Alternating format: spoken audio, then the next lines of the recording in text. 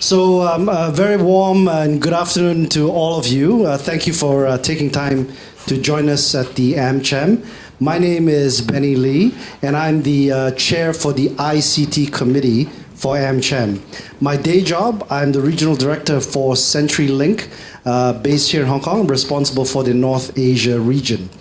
Now, ICT is an incredibly important area for the AmCham, and we're always looking for key areas to advocate and key areas to focus on, and provide feedback to the Hong Kong government and Hong Kong community in terms of how ICT can better benefit this community. Now, in the area of security, this is such an important area, right? It touches everyone's lives. It touches the lives of not just CIOs, but CEOs, right? And as I'm sure all of you know, security is first and foremost and top of mind for CEOs, right? Because it can actually decimate companies if it's not taken care of. So this is no longer an optional area. It's actually mandatory and critical. So, we're very, very pleased to have Chris Richter here, who's out from Colorado, right, in the United States, and he's with Level 3. And Chris is actually the Senior Vice President for their Global Security Services, and he's here to talk about this topic up here, right? Now, although it's about security from a technology perspective, he'll tell you that it's not just about technology. And that's why I think this is a fascinating topic for us. So without further ado, Chris, welcome. Thank you. Thank you. Thanks, Benny. And by the way, please put all your phones on mute if you don't mind. Much appreciated. Thank you. All right, sound check. Oh, I guess everybody can hear me. Okay. Well, thank you very much. This is quite an honor to be able to speak to you all, and thank you very much for the invitation. You're right, Benny. It's not all about technology, and we see that time and time again, and it's also not about region. I had a media interview with a publication this morning who was asking me, what special security concerns are there in Asia Pacific that are different from the rest of the world? And my answer to that was, it's really not that different from the rest of the world. We're a global economy. We're a global network. And the security concerns in Asia Pac are the same as they are in Colorado and London and Paris and Buenos Aires. I meet with chief security officers all over the globe, and it's the same language, the same issues, the same concerns. If we're interconnected on the network, we're part of the same global internet planet, and we are subjected to the same exact types of threats anybody else is. To give you an idea of how small this world is, Benny and I both, I used to work at CenturyLink. We know a lot of the same people at CenturyLink. Evelyn Chan and I went to the same undergraduate college in the United States. We're both alone. I mean, it's just amazing how small this planet really is. Let me get into the topic a bit. First thing I'm going to do is talk about the threats that we face. A little bit about Level 3, why we're in a position to be in the security business and what we see, the visibility that we have. Then I'll talk about the growing threat, your typical scary stories. And then I'm going to get into how the top 6 things that I've seen companies do to combat cybersecurity threat. These are, like, in my opinion, the 6 best practices in a security framework. And it's not all driven by technology. How many people in the room are in the security business or are responsible for cybersecurity? Oh, we have quite a few. Very good. If there's any term that I throw out that you don't recognize, or if I get into some technical waters, you want clarification, just ask me, interrupt me, and I'll try not to do that. Okay. So a little bit about Level 3. We're slightly over $8 billion US in revenue. We have nearly 13,000 employees globally. We're connected in 60 plus countries and growing, and we have over 250,000 miles of fiber running under the Atlantic, the Pacific, most of the major oceans around the globe. This is our own fiber that we own, and that footprint is also growing. And we have about 360 data centers. These are actual hosting facilities that we have around the globe. A lot of folks don't know that level 3 is responsible for that. What's not mentioned up here is our voice offerings. We do voice over IP as a service. We carry about 13 million minutes per month of talk time, and that number is growing as well, in addition to our cybersecurity practice. Now, because we have one of the largest IP networks on the planet, it's a very large IP network, we see a lot. And because we're so large, we're attacked a lot. We monitor 1.3 billion security events every single day. We mitigate 40 DDoS attacks. Now, these are attacks that are on our network, either targeting level 3 or targeting our customers, that our global SOCs have to treat and mitigate. Does anybody not know what a DDoS attack is? It's a distributed denial of service. This is typically when an attacker will point a bunch of computers at a single IP address to flood it with so many requests that it denies it of the ability to serve up requests. We identify and remove at least one command and control, what we call C2 networks, every month. C2 networks are controlled by hackers to take command of armies of thousands or millions of individual infected machines known as bots, or a botnet. So we have the ability, based on our visibility, and I'll go into more detail on that, to actually disrupt the communication flow between the command and control server and the infected bot so that it can't launch attacks at our customers. In the process of the way we're able to do that is we monitor lots and lots of NetFlow sessions. So NetFlow is a piece of metadata that we collect when a packet hits our router.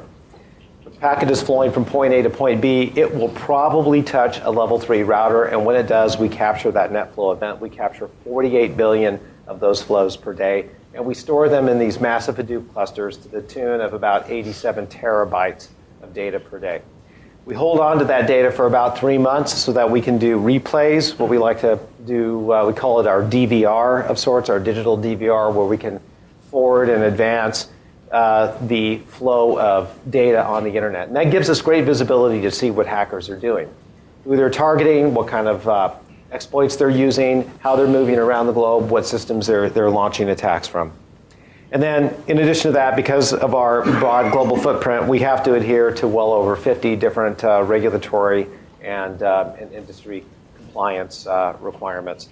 And so that means that we're audited just about every single day. We probably have auditors walking around some part of our infrastructure that we have to provide reports to. So the security landscape is evolving very quickly, and I think you are probably familiar. You read about this stuff in the headlines all the time. But just some things to make note of. 431 new malware variants were seen in 2015, and that was an increase of over 36% in the previous year. Now, this malware, this is a major industry. It's distributed by about 100,000 new domains that are created every single day in the form of spoofed email addresses, malicious websites, a number of other types of uses of getting these domains out. One of the things that we do is we track domains. So if we see we're about the third largest recursive DNS resolver, and so that gives us the ability to see when a new domain pops up, where it's located. We can correlate that data with the NetFlow data that we analyze. If you're sending data to a brand new domain, one that's maybe 24 hours old, that could be cause for suspicion, something that you want to know about. But that's the flip side of the story. The mean number of days to resolve a cyber attack is about 46, and the average cost in US dollars is about 21,000 per day.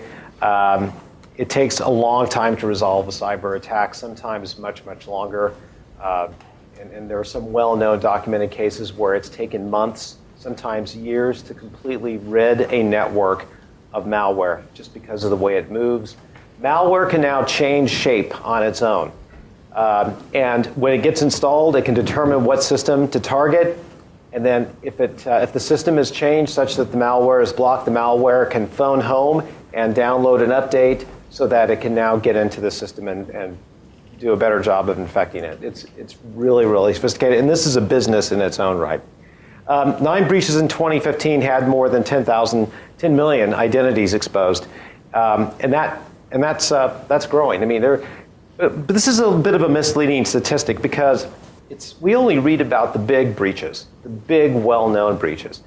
Everybody is a target. I've talked to companies that say, we're too small. Nobody cares about us. That's absolutely not true. Even the small dental office is a target.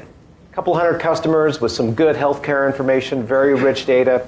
That's just as juicy a target as a large corporation's data, just less of it. All they have to do is launch a vulnerability scanner, and if that small dentist office has a vulnerability that allows them to get to the database, weak database security is very common. It is one of the most common things. They're going to siphon that data out and move on to the next target. Nobody is safe. And then the mean annualized cost of cybercrime to global organizations is about 7.7 million a year. And that's, but again, those are very, very large organizations. And the list goes on and on. These are just some of the things that we keep note of. Yes, Nicholas? The first slide, that means we have 1 million malware a day. And malware is a virus or a worm or Trojan, I suppose. How can humanity manufacture, design, or create 1 million virus per day? I don't know. It's a very big business, first of all. And a lot more people are getting into cybercrime. And you're asking specifically, how can the cybercrime industry generate that much malware? Yes. Do we have machines creating virus now? There are fewer than 30, yes. And there are fewer than 30 basic types of malware signatures.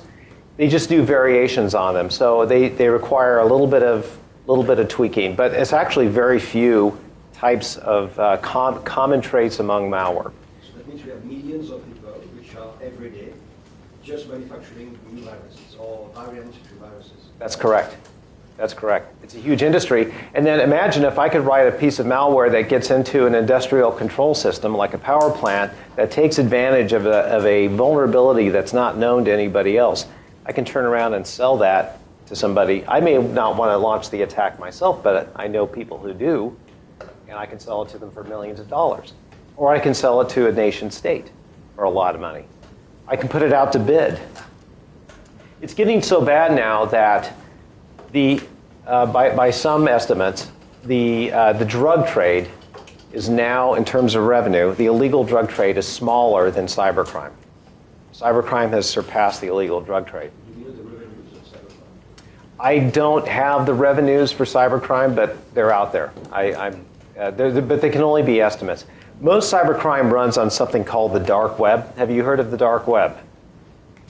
The dark web is only accessible with special browsers like the Tor browser. It's a part of the World Wide Web that you cannot get to with a standard Chrome or Internet Explorer or Firefox browser. It's impossible. You need a special browser to get to the dark web. But the dark web is where all the bad stuff happens. And on the dark web, there's a lot of information, and it could be anything from this is where you exchange stolen data and credit cards. This is where you go shopping for rootkits and new types of malware. You can shop for zero-day vulnerabilities with which you can develop an exploit to take advantage of it. It's now estimated that the dark web has 87% more information on it than the legitimate web. That's how big the problem is. It's a growing industry in its own right. And I'll show you some examples of products you can buy on the dark web with Bitcoin or stolen credit cards. Now, part of the problem that we're seeing so much development going into malware is because the number of people who are motivated to build it is growing. Now, this is a quick study that I did. There's roughly 7 billion people on this planet. By the end of last year, there were 3.2 billion internet users, and these are individuals who have broadband access. That corresponds to about 43% of the planet's population. 2/3 of the world's internet users are now from the developing world, And more than 90% of people who are not yet connected to the internet are from the developing world. And what we're seeing happening is a shift. The hacking community is growing very rapidly in third world nations, in developing nations. And why is that? The economic outlook for these countries is not all that great. If you want to make a lot of money and you're in a third world nation and you've got some curiosity about technology, you can get into the hacking business very, very easily. And you can make a lot of money. And the chances of you getting caught are relatively slim. So if you're in a developing nation, you get internet access, you can't get a job anywhere else, you can go into hacking and you can work for a criminal organization or a rogue nation state. And we're seeing this happening more and more. A lot of smart people out there without economic advantage moving into this, into the development of tradecraft. So as a global economy, this is what we're facing. 0-day and half-day attacks. I've been using the term 0-day. Does everybody know what 0-day means? A 0-day vulnerability is a vulnerability in a system that is not known. It is, and sometimes these vulnerabilities can exist in critical systems or software for decades. They can just sit there until somebody discovers them. And when they get discovered, if it's a bad person that discovers them, they'll write a piece of malware that takes advantage of that vulnerability, and they can sell that. Now there's white hat developers that will discover 0-day vulnerabilities, and Google has an organization set up just to find 0-day vulnerabilities in software. But if a good guy finds it, what they'll do is they'll go and tell the organization, you better patch this. The thing that's kind of scary is that there's so many 0-day vulnerabilities in critical infrastructure systems that run our power plants, our water systems, our critical infrastructure. And when those are found, they can be sold to nation states for the use of a military attack, a cyber attack on a country. A half-day exploit is one that's known about, but there is no cure for it. So there's a lot of those as well, but those are the things that are being targeted. So we're also seeing an increase in targeted attacks. Now, a targeted attack is when a hacking organization will focus directly on you, and they'll spend a lot of time and energy to find ways to get in. And that time and energy, it's not just about cyber attacks. It could be social engineering. Social engineering is when they pick up the phone and they call the secretary of the CFO saying that they're with an accounting firm and they need the password to the banking system. They try to use social means to get at the individual. At level 3, we're very aware of social attacks, so we've actually put together social honeypots. A honeypot is something that you use to attract an attacker to you. So we have fake identities actually established on Facebook of individuals who work in our security department or work in our finance department or our IT department. And they'll go out there and they'll post pictures of them fishing and doing interesting things just to see and they put their email out there. And it's amazing to see what kind of attacks we get. And their emails, one guy, the guy that does the fake employee who enjoys fly fishing, got a letter from a company that makes fishing equipment and said, if you post a picture of you using our equipment, we'll give you a lot of rod and reel and fly and hooks and things. We'll give it to you for free and we'll give you the clothes. And in that email was a link for him to sign up. And the link, of course, went to a nefarious site that contained malware, which was designed to get into a system that he could bring into level 3. And anyway, it's very useful to that. But targeted attacks like that, they're very expensive to launch. They have to be big targets, are growing. Regulatory and compliance requirements are also getting a lot more onerous. It's very expensive to be compliant.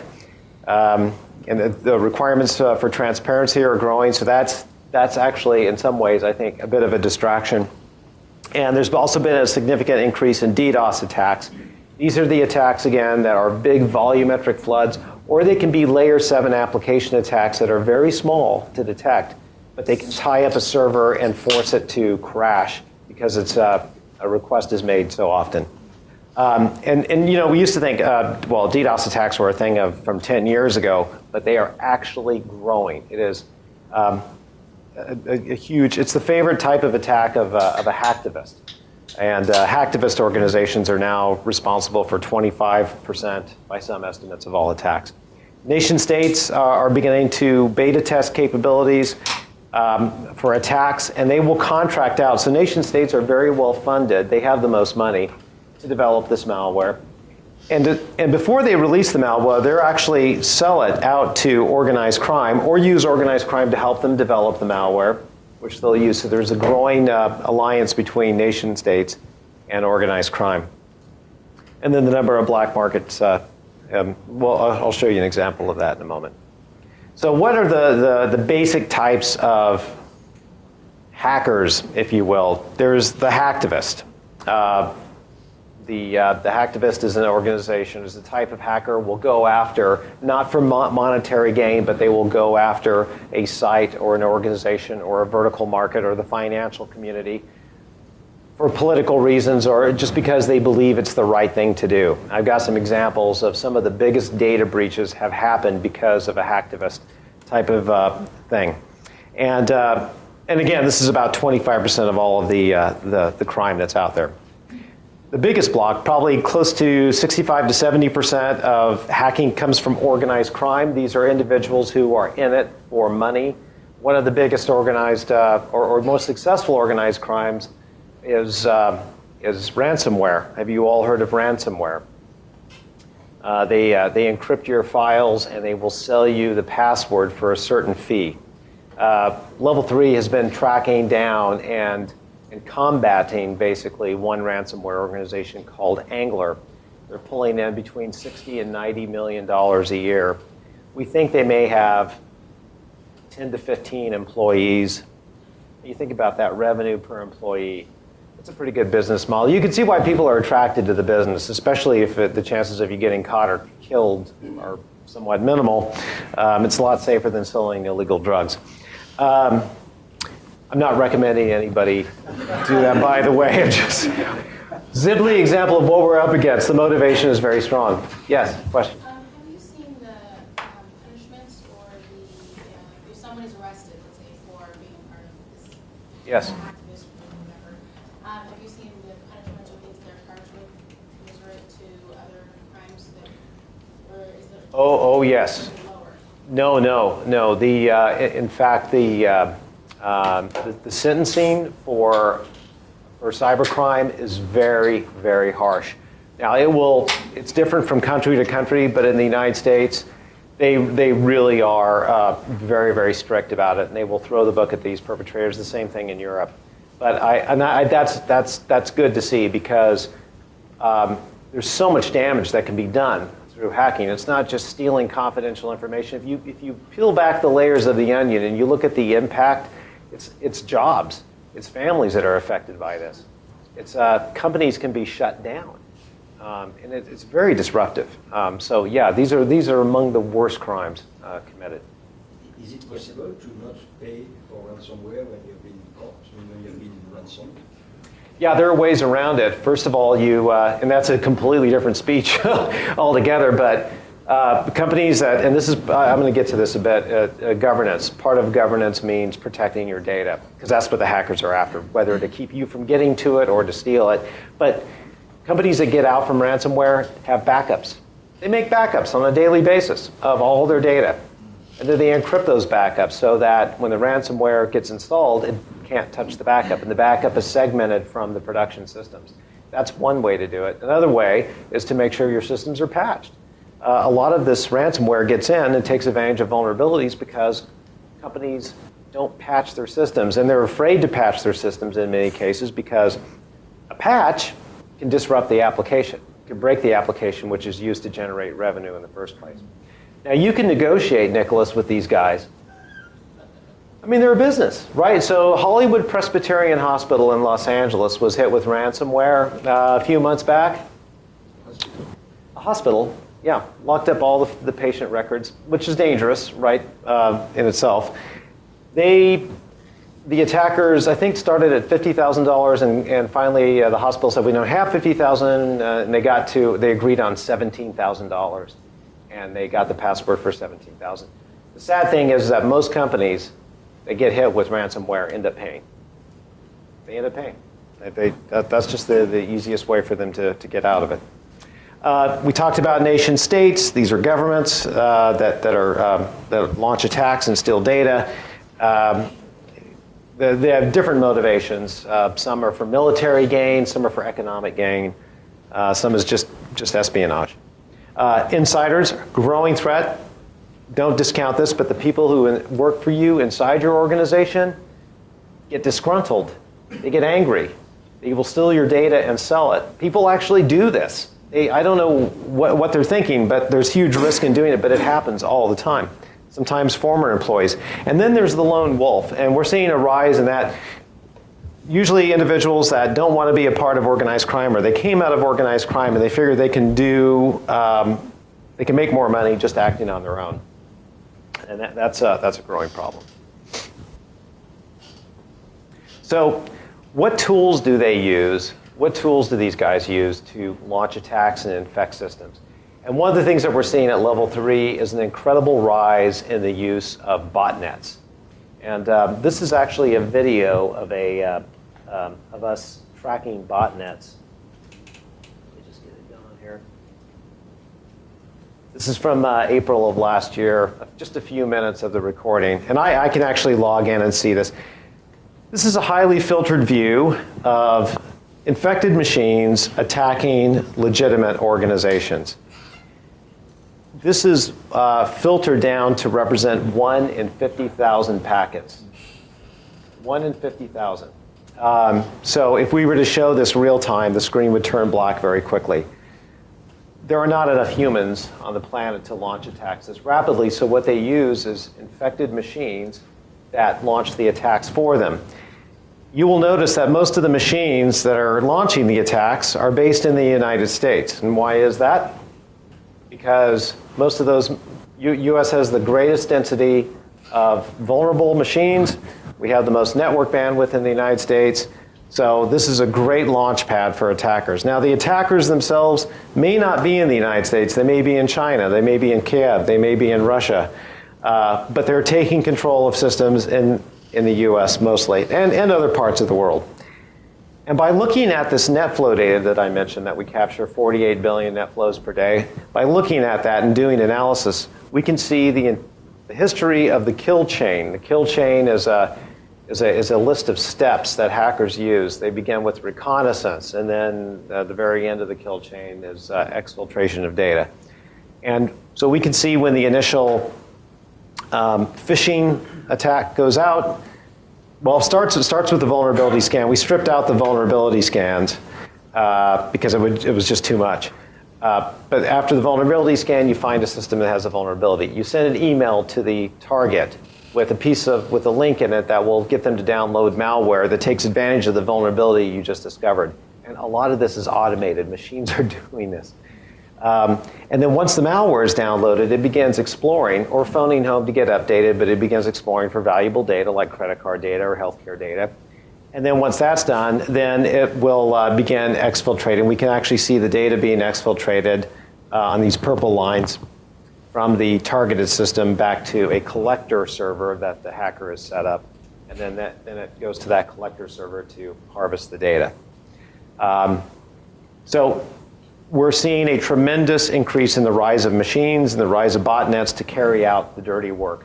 Everything from the initial reconnaissance scan to the malware infestation to the infection of the device, and then finally the exfiltration of data. We've done a lot of stuff. This is not a product. We don't make money with this, but we have to monitor to protect the level 3 network. But we also found that we could be good stewards of the internet in the process. Because we see so much data, we're actually able to take down command and control networks. We've taken down something called Poseidon, which was responsible for infecting point-of-sale systems to steal credit card data. We do that by blocking the communication path between the command and control server and the bot itself. We We took down a good portion of the Angler ransomware network. We took down a good portion of the SSH Psychos network. SSH Psychos was infecting botnets to launch DDoS attacks. And that at one point was responsible, SSH Psychos, which took advantage of vulnerable SSH ports, was responsible for about 1/3 of the global SSH internet traffic at one point during its peak. So we work with a lot of research firms, but the only reason I'm putting this up there is because it's not just about, you may not get attacked by an individual. If your system gets compromised, it may very well have been based on an attack from a machine, a robot, if you will, that's been automated. So it's important to track what's going on the internet. Is it possible to close down, shut down the connection service? Yes, yes. What we can do is, if we know where the FTP server is that's collecting the stolen data, we can find out who the internet service provider is for it and notify them. And to the extent that we and other network service providers are willing to do it, we can block the communication path on our network. Level 3 is only part of the global internet. There's a lot of other tier 1 service providers out there. So we're trying to get more participation amongst other service providers, such as CenturyLink, to participate with us in these takedowns. But this is, in my opinion, this is the new battleground, is the network, because we're all interconnected. So this is where the controls have to reside. So I mentioned, the commercial business. Here's something that's kind of interesting. This is an actual screenshot of a service that you can buy on the dark web. And what it will do is it will test your malware to see if it's detectable by the top antivirus packages. So you see the little devil going through the filter. It's a little angel, but it still has horns. And so they will also recommend little tweaks that you can make to change the malware so it's not detectable. Just change this element to it so that it passes through. And you can pay with Bitcoin or credit cards for that service. Now, once you've developed your malware, then you can buy a rootkit that will allow you to deploy it across thousands of machines. And you can pick the countries where you want to install the rootkit. As you can see, this is another actual screenshot. What country is the most popular for rootkit installs? Yeah, there's just big, fat, vulnerable target in the U.S., followed by Afghanistan, okay, and Canada. That's interesting.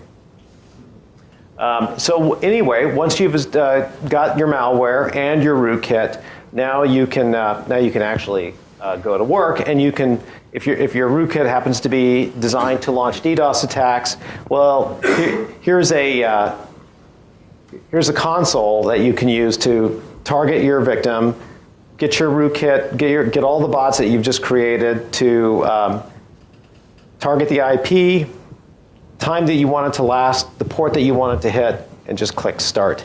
And they were nice enough to give you some advice. Don't DDoS yourself, noob. And they're just sort of the little helper notes. Yeah.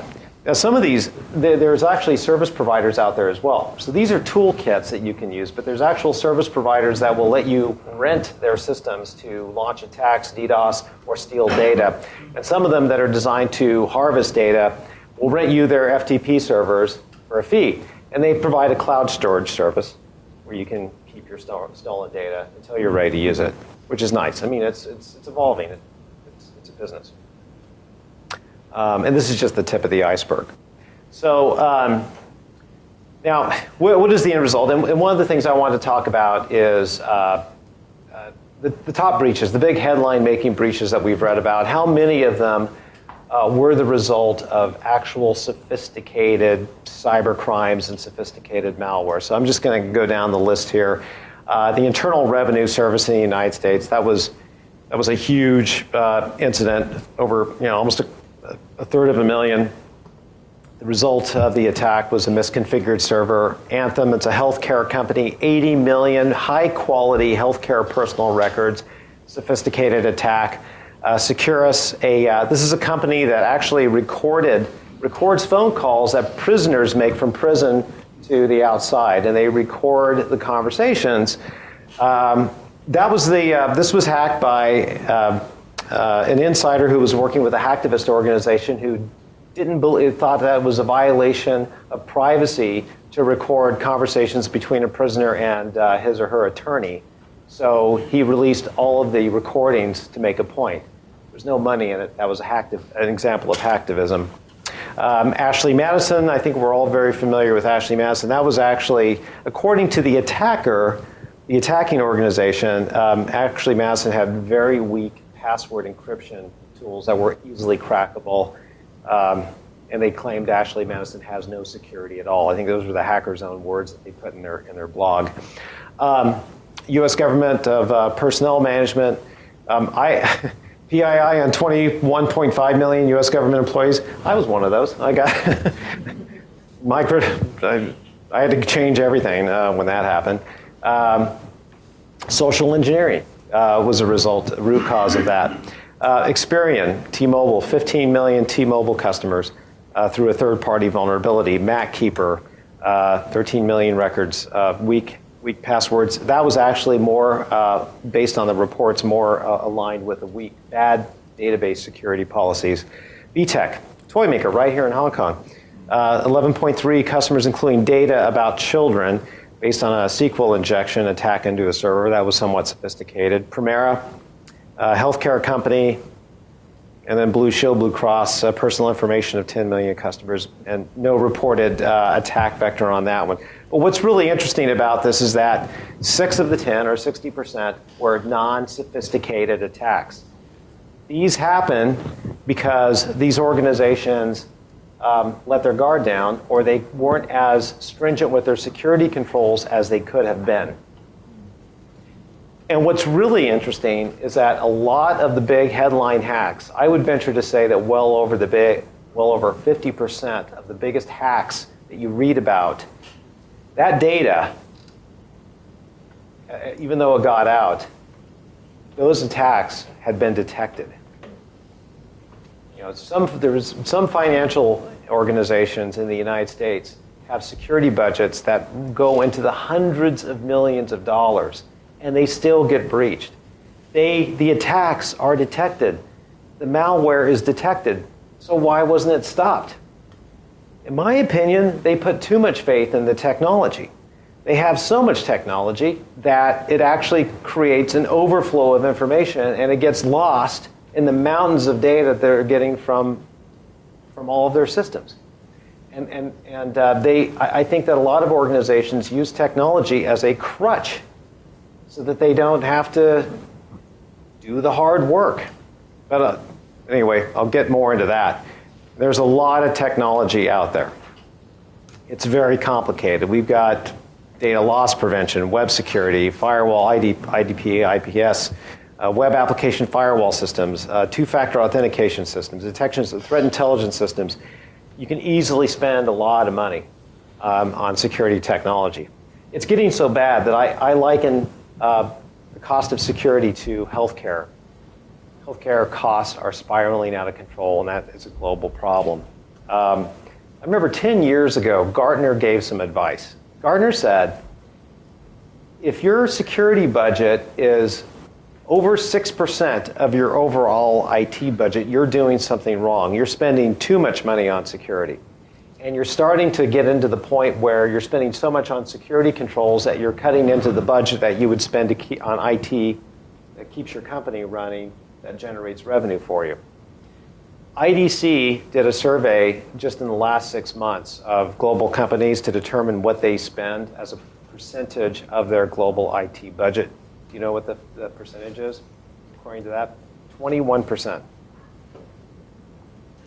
So that got me so interested. I wanted to do my own survey, so I hired a company to do a survey of 250 IT decision makers in Europe. I just wanted to see, well, is this a regional thing?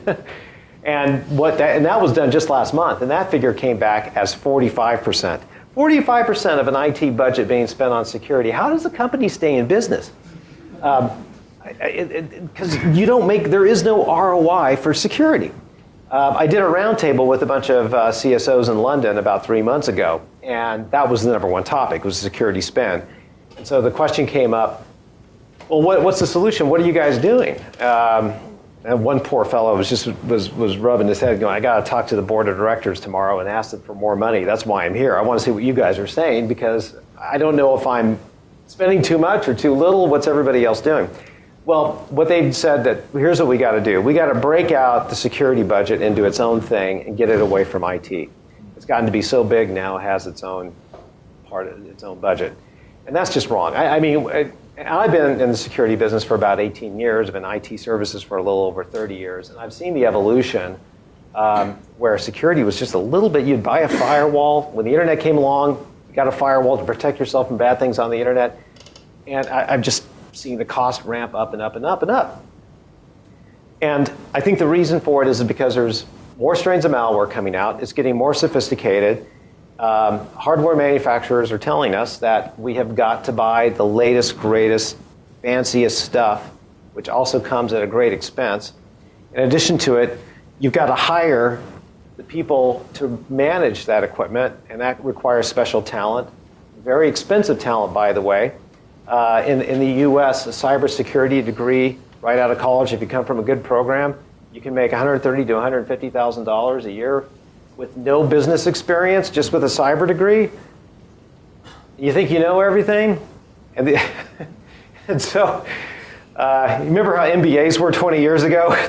They came out of business school with big egos and they were going to save the world. Well, so that's part of the problem. And then on top of it, you got the software and hardware that you've got to pay maintenance on every year. And that can range anywhere from 30% upwards of 70%. It's like at 70%, it's almost like buying the equipment all over again. So anyway, cost is a real problem. And the hackers know this. They know that companies are being weakened by this technology. And they know the more technology you buy, the more notifications and alerts and data is going to flow in that you have to sift through. And it actually compounds the problem. One of the hottest growth areas in security technology is threat intelligence. And I was talking with a CSO of a major movie studio just last week who has been through, and he said he didn't want to be the next big studio to get hacked. So he's been looking at a lot of threat intelligence services. And he said every one that he's tried creates more work for him, not less. Because they get reports that generate all this threat intelligence data. And yeah, there's a new type of malware that is coming out of Algeria, and maybe it's going to target your system, and if you've got these vulnerabilities, you better watch out for it. He goes, what am I going to do with that? He needs to know what's in his systems right now, and he knows that he's got a lot of hackers inside of his organization already. What tools are they using? That's the stuff that he wants. Who are they communicating with on the outside? That's what he wants to know about. But he's been very disappointed, and I think there's a bit of a backlash with security technology where companies are actually spending less because they're just worn out by the marketing messaging around it. And they're just tired of spending the money. So hackers love this, by the way. They love the confusion. They love the mass amounts of information that companies have to sift through to protect themselves. It just gives them more opportunities to get in. Remember, they have to be right only once. And we have to be on our guard 24/7. So getting back to the costs, the blue bar is the cost in 2015, and so it goes from top to bottom, 2013, 2014, 2015. The cost of cybercrime has gone way up in the United States. It's actually gone down a little bit in Japan and Germany. But typically the trend is it's growing. And the annualized cost in US dollars is also going up. And this is the cost by vertical industry, financial services, and utilities, where those vulnerable SCADA systems are actually spending the most money to fight cyber.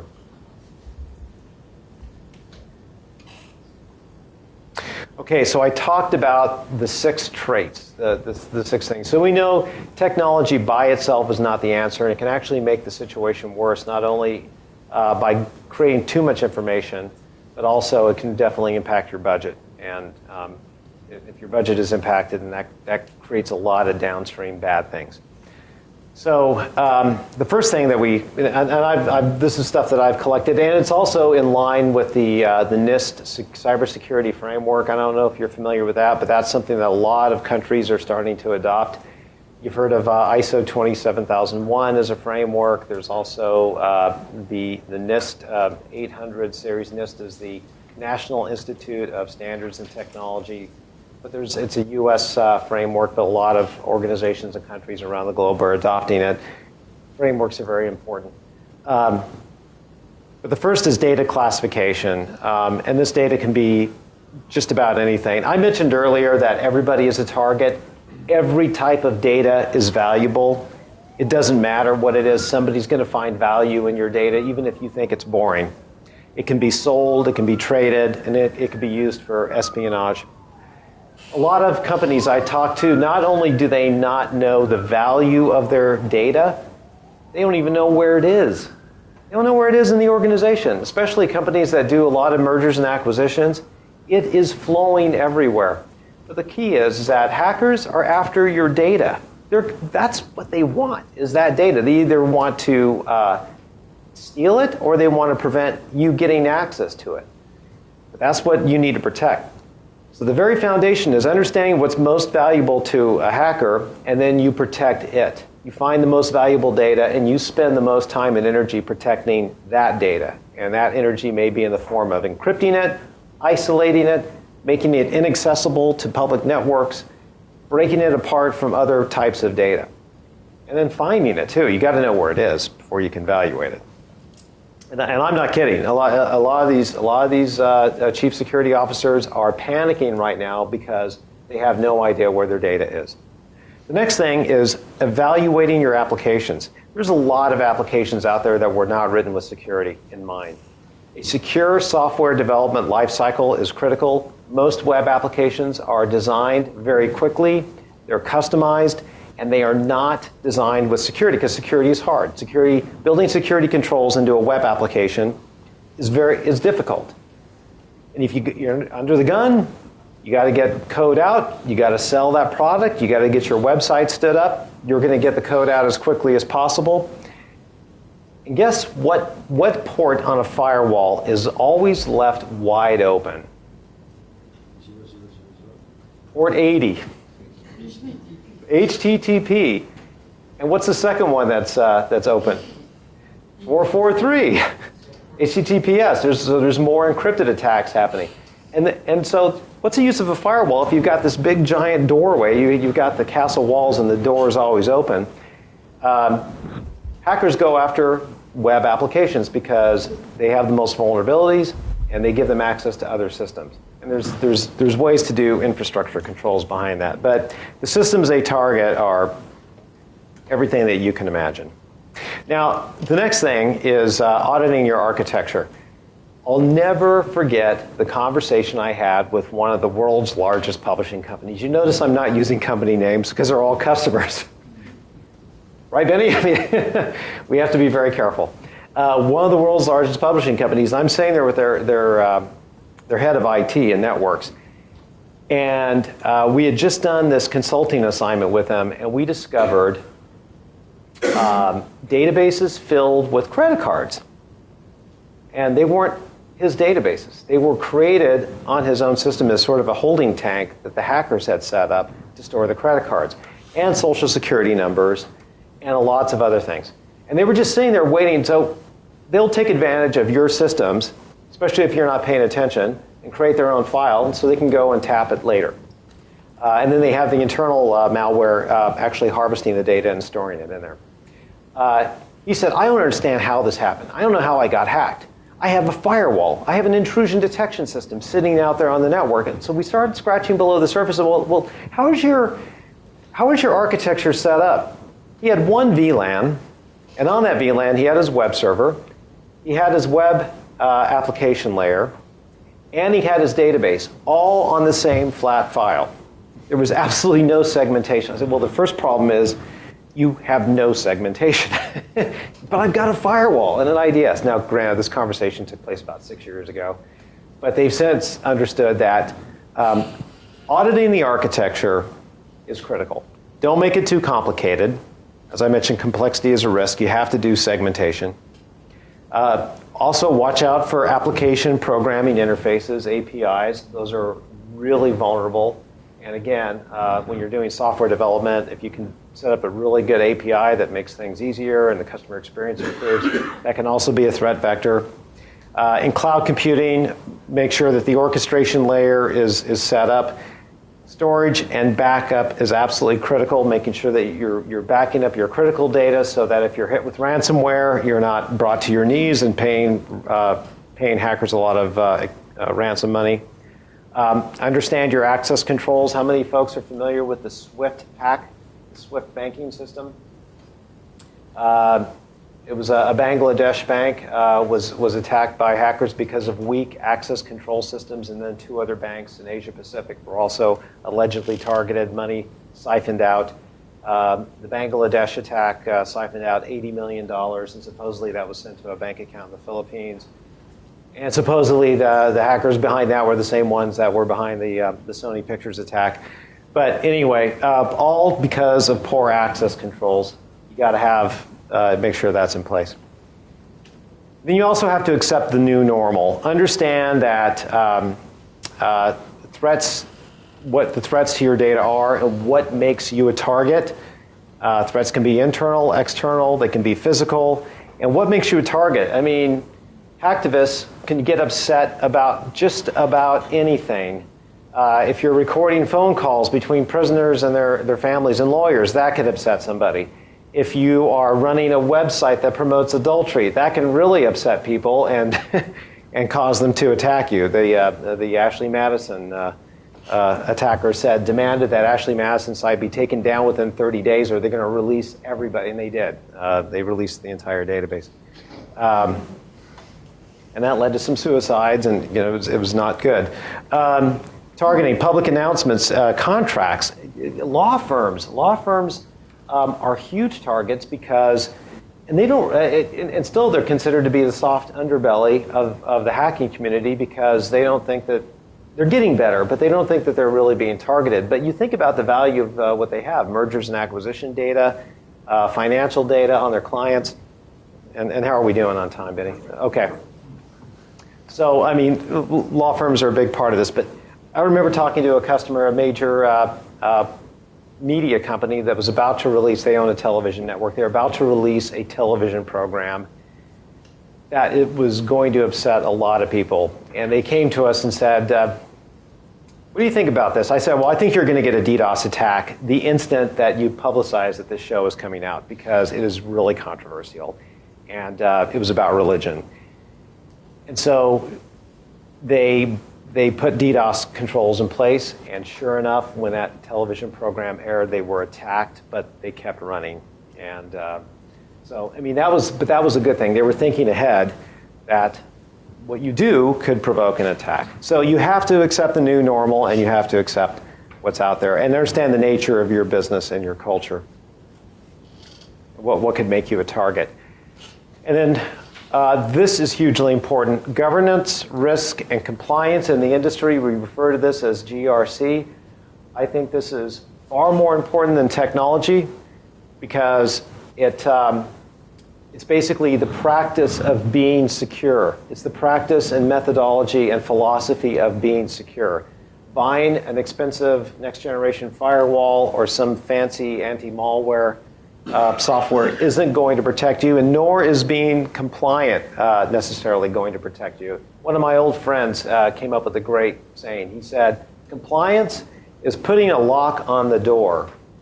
Governance is making sure the lock stays there and works. So just because you check the box on compliant doesn't make sure that lock is going to stay there. You have to look beyond standards and regulations, and you have to do security for your organization, not just what an industry or regulatory body wants. And you have to take a risk-based approach to managing threats and vulnerabilities. Know where your most valuable data is. Look at the systems that have access to that data. Understand its risks, its vulnerabilities, and secure those systems first. And look at all things that connect to those systems. And then, really important, is establish and adhere to a GRC framework, and there's a lot to choose from. Even PCI, which is designed for the cardholder industry, has a lot of good things in it that can apply to everything. NIST, a cybersecurity framework that I mentioned. ISO 27001, which came out of the British Standards Organization, is excellent. There's even COBIT and ITIL. Pick a framework, pick something, and adhere to it, because for that framework to be successful, you have to have buy-in from the board of directors and senior management, and it basically becomes a lifestyle, a cultural shift in the organization on security. One of the biggest vulnerabilities that's controlled by governance is education, employee education. How many of you have cybersecurity training in your organizations? Not very many. At level 3, we're constantly going through cybersecurity training, and it's good because humans forget. The weakest link in the kill chain is the human being. They can easily be decepted. I'll never forget the time the U.S. government trained a number of federal agencies in the Washington, D.C. area, cybersecurity training. A week after they did that cybersecurity training of employees, the NSA went around and threw thumb drives out on the ground and left DVG drives in parking lots and strategic areas. And by the way, that's how Stuxnet supposedly got into the Iranian centrifuges, was thumb drives tossed around in parking lots. And guess what happened? 90% of those devices that got picked up, somebody plugged them in. And they immediately phoned home to the training agency within the NSA and said, yeah, this person was compromised. So they had to constantly redo the training. So that's covered by governance. No piece of technology is going to make your people smarter. As I like to say, you cannot patch stupid. And then the last thing is collaboration. It's really important to talk with your peers. Coming to sessions like this, sharing ideas.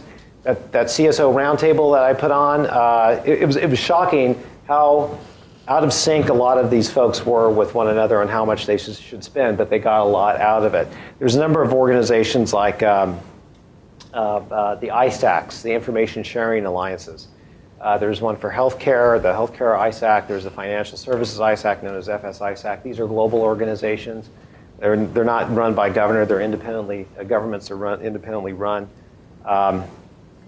But you should still take advantage of government resources where they make sense and programs. We're having a really difficult time in the United States advancing this because there's a lot of distrust of the government after Edward Snowden. But, I mean, we have to share this information. We have to be more open and not be so insular and worried about, hey, I got hacked and I'm not going to tell anybody else because it's embarrassing or it may make us look bad or it may get in the news. One of the largest banks in the world was hacked. They shared that information at FS ISAC, and by doing so, 3 other banks also discovered they were hacked by the same organization based in Russia. And if it hadn't been for FS ISAC, that probably would not have come out, and big problems would have happened. Now, going back to technology, I'm not saying technology is worthless. It's absolutely vital. But the proper application of technology and what you spend on technology should be driven by a governance framework. The governance framework should take the lead. Technology doesn't lead governance. Governance leads technology. This is a roadmap that was put together by Frost and Sullivan a while back. And it's basically saying that we started off with firewalls and growth in SIM tools and enhanced detection, and we're moving into analytics. And one of the keys to analytics is information sharing. But again, proper application and spending on technology has to be driven by a governance framework. And in summary, I'll leave you with these key points to take away. And by the way, everyone's going to get a copy of this presentation. Threat landscape is evolving, and it is a big and growing business. If it were its own economy, I don't know where it would rank, but it would be pretty big. Organizations have to assume the new normal, that it's not when they will be hacked, it's what they do about the malware that's already in their environment and how to minimize the damage. And nobody should assume that they are not vulnerable to an attack. Your data is an asset. I don't think the global accounting standards have recognized that data is an intangible asset that has value on the balance sheet, but it ought to be, because that's what these organizations are after. You have to understand where it's located and what its value and how it moves around. Establishing and adhering to a governance framework is absolutely key. That's priority number one. Perform regular security evaluations, risk assessments, and training for employees on a regular basis. And like level 3, a lot of organizations, if you don't pass the security training on a regular basis, you lose VPN access, and your card reader at our company won't let you in anymore if you fail the security test. It's that serious. Determine your core competencies, things that you do well, outsource to other companies to help you fill it in. We can't do this all on ourselves. Just like we don't run our own telephone switchboards in the basements of our buildings anymore, we outsource that. Parts of security need to be outsourced as well. Nobody can do it all. That bullet basically says the same thing. And information sharing partnerships are key. I highly recommend that you join ISACs or other organizations that share security knowledge. And then finally, technology controls are important, but there is no silver bullet to cybersecurity. No matter what these vendors say, you can't buy their box and go home and sleep. You have to take a risk-based governance approach. And that concludes my presentation. Thank you. Thanks. Thank you, Ben. Chris, thank you. My pleasure. Please stay up here. This has been an incredibly fascinating and useful presentation. And I think it should spur all of us to action. That's the key thing, right? Including, by the way, talking to Chris and Level 3 while they're here, right? Because these guys are clearly experts in this field. Now, we have a few more minutes because this is so important. We want to open it up to the floor. If there are some burning questions on your mind, please take this opportunity to ask. But use the mic, please. Have you considered a blockchain for securing the internet? Considered, I'm sorry, Blockchain. Blockchain? What is, I'm not familiar with blockchain. The technology behind the Bitcoin, but you can use it for outside of the cryptocurrencies. Okay. For securing your internet, basically. Oh, really? Okay. I don't know how that works, but I'd like to hear more about it. By the way, Level 3 is giving some gifts to anyone who's got questions. Let's talk about that afterwards. I want to know more about that. Okay. Hi. You have mentioned several governance framework. Not governance framework. It's more like an NIST 27K, like different standards. But currently in Hong Kong, there is the Cyber Fortification Initiative that's coming, based on CREST model. And you did not mention this one, so I was interested to learn why. Yeah, no, I wasn't singling out anyone to leave out, but that's a good framework. And you'll find a lot of commonality between these cybersecurity frameworks and compliance standards. In fact, there's so much commonality between compliance standards and framework that there's businesses that will build a database called a common compliance framework that will say, in ISO 27001, Rule 26 matches up with PCI Control 8.3.2 or something like that, and to help you. So yeah, absolutely. There's a lot of them out there, and they're all good.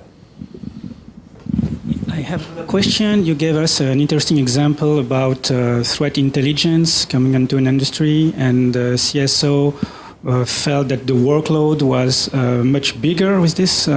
So meaning that some others driver should be thinked by the CSO, by the organization, not only concerning security, but more about automation or about some process on how to patch management, software asset management, or even application lifecycle management.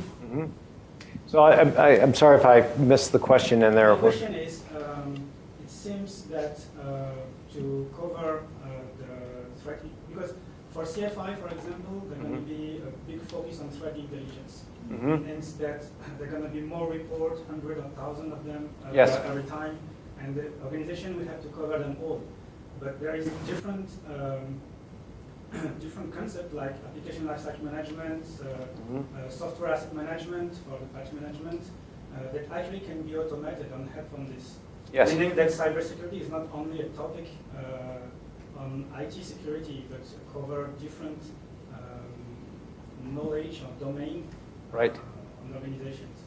Yeah, there are many domains in cybersecurity, and if you're asking, can some of it be automated? Well, absolutely. I'm a little bit concerned about the threat intelligence requirements in CFI. Yes. See, the nice thing about these organizations, these framework organizations, is they're open to comment, and they can change. I've been successful in getting certain standards adjusted because the workload is too onerous. It's too much. I still believe that most threat intelligence products out there generate too much information. That is useless, and it's a distraction. So, yeah, I'm not familiar with what that standard says makes recommendations for in terms of threat intelligence, but I would push back if it's generating work that's not. Actually, there is no way to push it back. There may be a requirement for financial issues.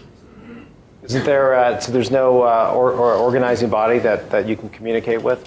Yeah, HKMA. Okay. Email. It's the Hong Kong Monetary Authority. Okay. Yeah, that's an interesting. There's a question back there. That may be something that has to work itself out. Yeah. Hi, Chris. You've mentioned about some of the malware and attacks like ransomware. I would like to know about the trend, like say this year or next year. What do you think about the cyber security related threat trends? Are we going to get more ransomware, or is there any other new attacks that we need to pay attention to? I think we're going to see a lot more ransomware because it's one of the most successful business models in the hacking community, and it's working. They're raking in a lot of money, so if something works, it's going to grow. And the reason it is, unfortunately, is because we're so vulnerable. We're way behind on patching. We don't back up data. We don't isolate data well enough. I think that's going to be absolutely one of the biggest trends, is an increase in ransomware. Let me make a comment to that, if I may. Sure, Benny. Right, relevant to Hong Kong. As you know, Hong Kong is setting out to become a leading smart city. Right. In fact, AmCham is advocating a lot on that. And in being a smart city, right, one of the things that we're looking to embrace as Hong Kong is also this whole notion around IoT, the Internet of Things, right? And as you may know, by 2020, the estimation, depending on who you talk to, there'll be something in the area of 20 billion to 30 billion connected devices on IoT. Now think about that, right? And the attacks on that. The answer is obvious, right? The attack vectors are just going to increase dramatically. So this has been a very enlightening, I would say very scary presentation as well, right? And I think... I didn't even mention IoT, not once. Yeah. And so this is an important area that I think we need to be spurred to action. I think we've got time for one more question. Is that right, Sonia? Right? One more. Any other questions from someone else? Okay, at the back there. Sonia? Just one more. A lot of this sounds like it's really around our own internal infrastructure. But obviously lots of data is now also moving to the cloud. Yes. Right? So we have Amazon and Microsoft and some reliance on them now to do the right thing. Right. So can we trust them? So great question. And just as IoT is expanding the attack surface, so is cloud computing. We don't have a perimeter anymore. Perimeter back in the old days used to be our local area network protected by a firewall, and then that was the gateway to the internet. Now IoT, we are our own, we're walking perimeters. Cloud computing, same thing. So where governance comes into play with AWS and Azure and the other big cloud hosting providers is you have to audit them, and they have to provide you with proof that they are adhering to a compliance framework and a governance framework as well. And most of them will open up and show you all of their documentation to prove. It becomes a matter of trust at that point, because you're not in control of it. But you have to get them to attest that they have governance controls that are compatible and in line with yours, if not better. They're getting really good at it, by the way. I would say now that most cloud computing providers have better security than most organizations do internally. Great. With that, Chris, I really want to please give a big hand of applause to Chris. This has probably been easily one of the best presentations that I've seen on this topic and with ICT as well. So thanks very much on behalf of AmCham. Thank you. Thank you. Thank you all. And will you be around for questions from anyone else? Will you stay around for a few moments? Absolutely. Okay. So one last question, but thank you all very much as well for your time. Hang on. Thank you very much. I would like to learn about the challenge you could meet with the equivalent firm, tier one provider like yours, to organize some global response to cybercrime. Because so far, I only heard about network being shut down, but not many prosecution case of people being judged for that. So for a crime organization that is actually bigger than drugs, I really like to know what's going on and what you're currently doing to help on this topic. Yeah, so when we talk about information sharing and collaboration, we're also doing that as well.